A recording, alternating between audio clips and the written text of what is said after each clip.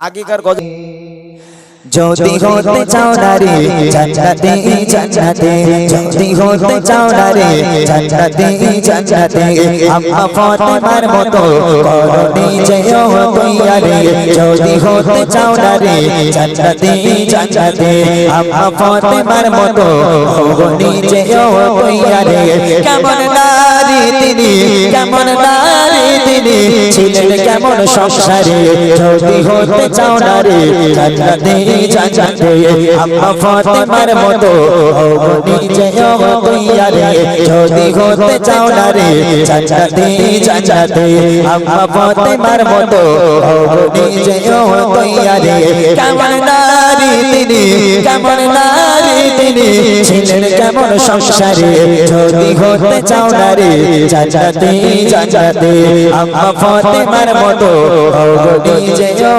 তৈয়ারে।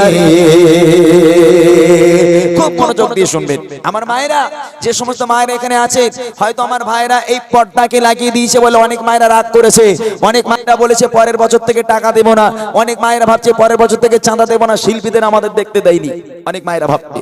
তবে আম্মা জান ফাতেমা কেমন পর্দা করতো আর আমার ঘরের মেয়েরা কেমন পর্দা করে মনে রাখবেন, পর্দা করা হলো ফরজ, গজল শোনা ফরজ নয়, গজলটা পর্দার মধ্যে থেকেও শোনা যায়। কেমন পর্দা মা ফাতেমা করতো, কবি লিখছে দেখেন। নবীর বেটি বলে দিদি জান্নাতের রানী নয়, নবীর বেটি বলে দিদি জান্নাতের রানী নয়, এই মর্তবা পেলো ইমান, এই মর্তবা পেলো ইমান আমলের দ্বারা।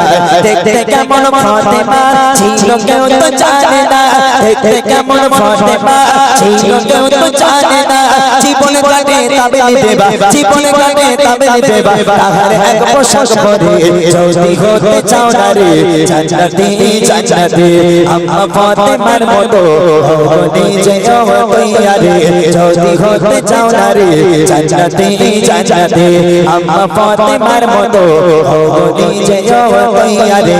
কেমন নারী তিনি কেমন নারী তিনি ছিলেন কেমন সংসারে যদি হতে চাও না রে জান্নাতে জান্নাতে আম্মা ফাতেমার মতো হও নিজেও তৈয়ারে। একটা মাত্র বোরকা নবীর মেয়ে ফাতেমার একটা বোরকা ছিল, একটা। আমার ঘরের মায়েদের বোনেদের এক একজনের 4টে 5টা করে বোরকা, তবে নবীর মেয়ের ফাতেমা ছিল একটা বোরকা, তাও ফ্রেশ নয়, চতুর্দিকে তাবলি মারা ছেঁড়া ফাটা বোরকা। এইরকম ছেঁড়া ফাটা বোরকা পরে নবীর মেয়ে ফাতেমা সারা জীবন কাটিয়ে দিয়েছে। তথাপিও আম্মা জান ফাতেমা কেমন দেখতে ছিল, তিনি লম্বা ছিলেন নাকি তিনি বেটে ছিলেন, তিনি ফর্সা ছিলেন নাকি তিনি কালো ছিলেন, তার স্বামী আর সন্তান এই দুই পুরুষ ছাড়া পৃথিবীর আর কোনো পর পুরুষ আম্মা জান ফাতেমাকে কখনো চোখে দেখেনি। একবার জোরে বলবেন না সুবহানাল্লাহ। দেখেন নবীর মেয়ে ফাতেমা জান্নাতের রানী হবে নাকি ছকিনাপুর মেয়ে হবে? বুঝতে হবে যে নবীর মেয়ে ফাতেমা একটা বোরকা পরে সারা জীবন কাটিয়েছে, তথাপিও আম্মা জান ফাতেমা কেমন দেখতে ছিল তার জীবন দশায় পৃথিবীর কোনো পরপুরুষ আম্মা জানকে দেখতে পায়নি। তিনি লম্বা নাকি তিনি বেটে, মা ফাতেমার শরীরের গঠন কেউ কখনো দেখতে পায়নি, তাই তো তিনি জান্নাতের রানী। আর আমার ঘরের মেয়েরা বাপ যদি বলে মা তোর বাপ নামাজ পড়ে তোর মা নামাজ পড়ে তোমার বোরকা পরতে হবে, মা কিচ্ছু করার নাই, তুমি কলেজে যাও স্কুলে যাও তোমাকে বোরকা পরে যেতে হবে। একদম বাপের কাছে থেকে মুখটা ঘুরে গেলে মার কাছে তোমার স্বামীর একটু বোঝাতে পারো না, তোমার স্বামীর একটু বোঝাতে পারো না, কেন কি হয়েছে মানে তোমার স্বামী বুড়ো লোক কিছু বোঝে? কলেজে কেউ বোরকা পরে যায়, স্কুলে বোরকা পরে যায়, সব কলেজে আমার বান্ধবীরা জিন্সের প্যান্ট টপ পেলাজো ফেলাজো কলজের মাথা কি কমনে হ্যান ত্যান পরে যায়, আর তোমার স্বামী কিন্তু বোরকা পরে যায়, বোরকা পরে যাও, ও বুড়ো মনেও না। আমার সোনা বোনেরা, আম্মা জান ফাতেমাকে দেখে শিক্ষা নিতে হবে। ওই টিভি টেলিভিশনের নায়িকাদের শিক্ষা নিয়ে কোনো লাভ হবে না, তাদের অনুসরণ করলে জাহান্নামে যেতে হবে। নবীর মেয়েকে অনুসরণ করে দেখো, জীবন বদলে যাবে।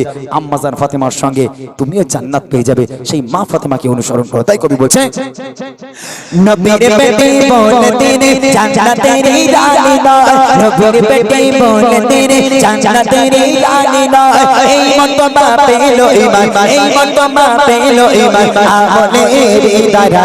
দেখতে কেমন ফাতেমা ছিল কেউ তো জানে না, দেখতে কেমন ফাতেমা ছিল কেউ তো জানে না, জীবন কাটে তাবলি দেবা জীবন কাটে তাবলি দেবা তাহার এক পোশাক পরে যদি হতে চাও না রে জান্নাতি জান্নাতি আম্মা ফাতেমার মতো হও নিজে তৈয়ারে যদি হতে চাও না রে জান্নাতি জান্নাতি আম্মা ফাতেমার মতো হও নিজে তৈয়ারে কেমন নারী তিনি কেমন নারী তিনি ছিলেন কেমন সংসারে যদি হতে চাও না রে জান্নাতি জান্নাতি আম্মা ফাতেমার মতো হও নিজে তৈয়ারে। প্রথম নম্বর গেল বোরখা, এইবার দ্বিতীয় নম্বর স্বামীর খিদমত। এখানে আমার যে ভাইরা বিয়ে করেছে কম বেশি সবাই বিয়ে হয়েছে মোটামুটি, এখন তোমাদের বউ কত খিদমত করে আর নবীর মেয়ে ফাতেমা তার স্বামীর কেমন খিদমত করতো একটুখানি শুনে দেখো ভাই। কবি লিখছেন পিতার কথায় স্বামীর সেবা করতো তিনি আবিরা, পিতার কথায় স্বামীর সেবা করতো তিনি আবিরা, কখনো করেনি কিছু কখনো করেনি কিছু তার স্বামীর অপমান, গরিব ছিল তার স্বামী তবু তার কাছে দামি, গরিব ছিল তার স্বামী তবু তার কাছে দামি, না খেয়ে দিন রাত কেটে যায় না খেয়ে দিন রাত কেটে যায় শুধু স্বামীর সেবা করে যদি হতে চাও না রে জান্নাতি জান্নাতি আম্মা ফাতেমার মতো হও নিজে তৈয়ারে যদি হতে চাও না রে জান্নাতি জান্নাতি আম্মা ফাতেমার মতো হও নিজে তৈয়ারে। কেমন নারী তিনি কেমন নারী তিনি ছিলেন কেমন সংসারে যদি হতে চাও না রে জান্নাতি জান্নাতি আম্মা ফাতেমার মতো হও নিজে তৈয়ারে। এখানে যে ভাইগুলো কমিটি ভাইরা কই, এই কমিটি ভাই মোটামুটি এই তোমাদের বিয়ে হয়েছে? হ্যাঁ সেই আরেক ভাই কই? আলম ভাই তোমার বিয়ে হয়েছে? কালাম ভাই সত্যি কথা বলো, তোমার বিয়ে হয়েছে বলো না।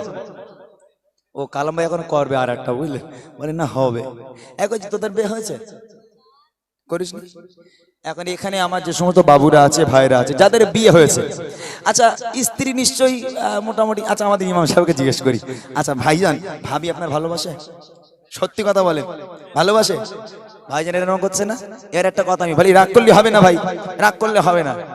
এখানে যদি আমার বলে ইমন ভাই চান্স খুব খারাপ, তখন হয়তো বউ এখানে দাঁড়িয়ে বলবে বাড়িয়ে তোমার দেখতিস কি হয়, বাড়িয়ে করে এসো ঢোক ঢোক করে কি হয় দেখতিস।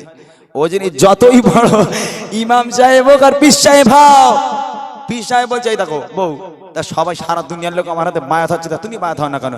এই দেখো তুমি কি পীর, সে তোমার বউ খুব ভালো জানে, ওই তুমি গিয়ে বাইরের লোকের বায়াত করো, আমার বায়াত করতে এসো না। বুঝলেন না? নবীর মেয়ে ফাতেমা কেমন ভালোবাসতো জানেন? একটা পোশাক, ছেঁড়া পোশাক, পেটে ভাত নেই, পেটে পাথর বাঁধা, কোনো দিনের জন্য স্বামীর কাছে গিয়ে চোখে চোখ রেখে বলেননি যে আপনি আমার স্বামী হওয়ার যোগ্য না। কেন না? আপনি আমার একটা পোশাক দিতে পারেন না, একবেলা খাওয়া দিতে পারেন না, কেমন স্বামী? কিসের স্বামী আপনি? আপনার মতন স্বামী দরকার নেই। এই কথা মা ফাতেমা কখনো চোখে চোখ রেখে স্বামীর কাছে বলেনি। পেটে ভাত নেই, পরনে কাপড় নেই, স্বামীর শুকরিয়া আদায় করেছে, আমার স্বামী আমাকে যেভাবে রেখেছে আমি ফাতেমা খুশি। আর আমার ঘরের ফাতেমা, এখন ছেলে যদি রাজমিস্ত্রি কাজ করে সকালবেলা বেরিয়ে গেল পান্তাকে, আর সন্ধ্যাবেলা হাত মুখ দিয়ে হাত পাচ্ছে ঠিকাদার 500 টাকা দেয়, এখন সামনে রমজান মাস তারপরে ঈদ, এখন রাজমিস্ত্রি কাজ করে 500 টাকা ইনকাম করে কত দামি শাড়ি আর কিনবে বউর জন্য।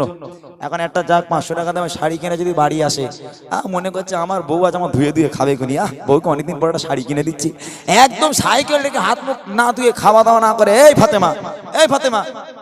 আঙ্গা ঘরের ফাতেমা টেম্পার অন্যরকম। ওই রকম দেখতেছ কেন? বুদ্ধি ধরেছ তোমার? ওই রকম দেখতেছ কেন?